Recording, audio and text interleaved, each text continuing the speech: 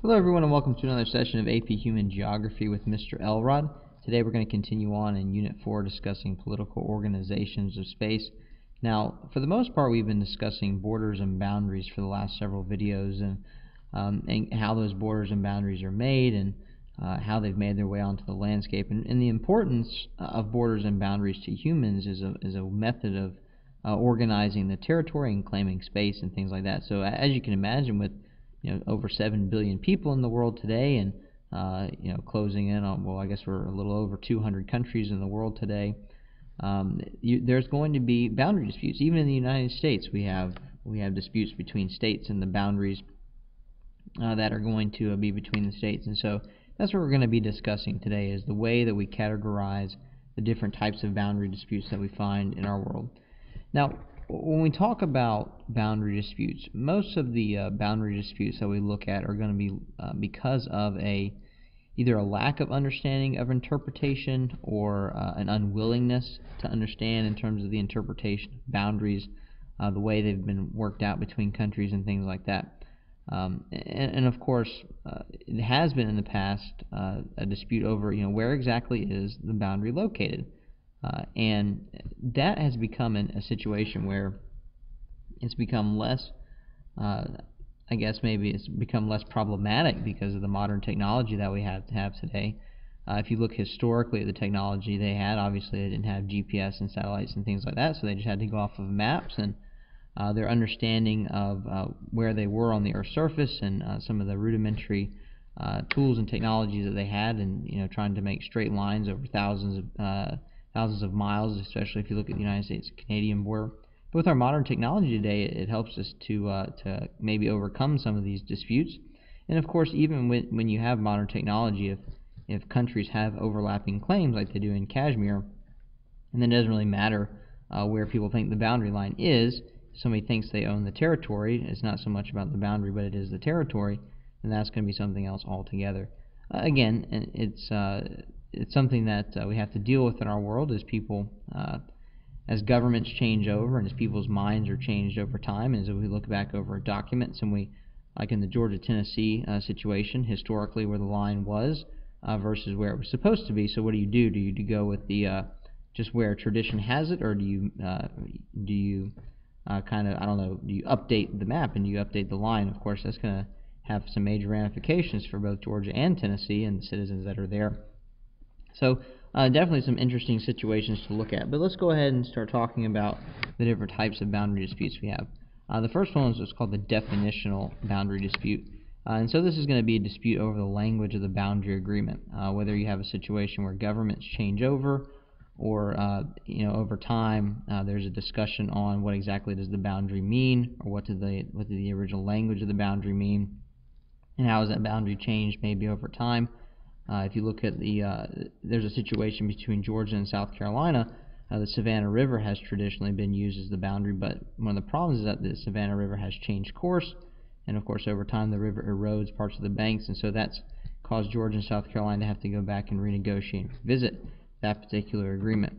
Yes, the next one is what's called a locational boundary dispute, and this is over the actual physical location of the boundary, very similar to the situation we looked at between Georgia and Tennessee. And you can imagine how this might become a more prevalent situation, especially as our modern technology gets more improved and we look back over historical agreements and the old kind of the antiquated technology that was used to create those boundaries and lines. We might find them to be inaccurate. Or if you have a situation where the boundary is in a place where it's maybe difficult to mark, like in the desert, or if you have an oceanic boundary, it's the difficulty not only of figuring out where the territory is, but then also staking your claim and having physical markers on the land and things like that, how difficult that might become. The third one is what's called an operational boundary dispute. And this is just a dispute over how the boundary functions. As we talked earlier in our video, the two countries have to come to an agreement on how they're going to operate the boundary, and what is going to be the situation, how they allow people to pass, how stringently is the border going to be enforced, or what documentation is required, those types of things. I seem to think that if you look at the situation between the United States and Mexico, it seems like the United States feels one way about the border, and Mexico feels another way about the border in terms of people coming from Mexico into the United States. And so it just seems like there might be a situation there where you could consider that to be an operational boundary dispute.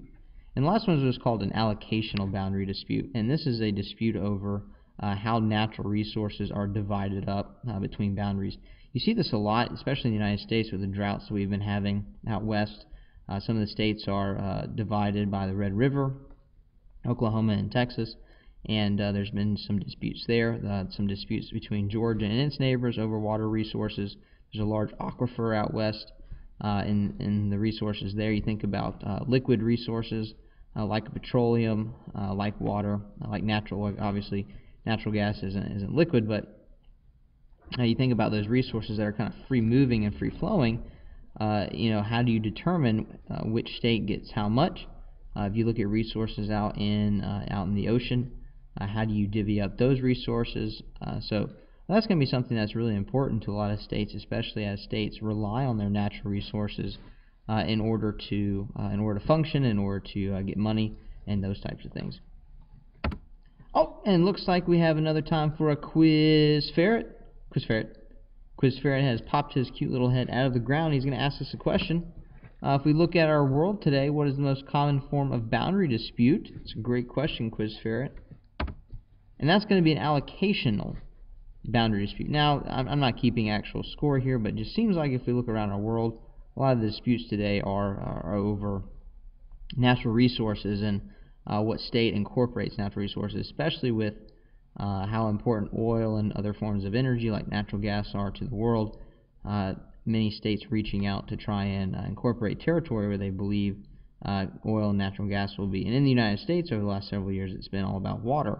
And so you've had several situations there. Again, the Red River dispute between Texas and Oklahoma, and who's allowed to use what water out of that particular water source. So that's all that we have time for today. I appreciate you watching. Feel free to leave me comments or like the video. Let me know some different content that you might like to see on the channel.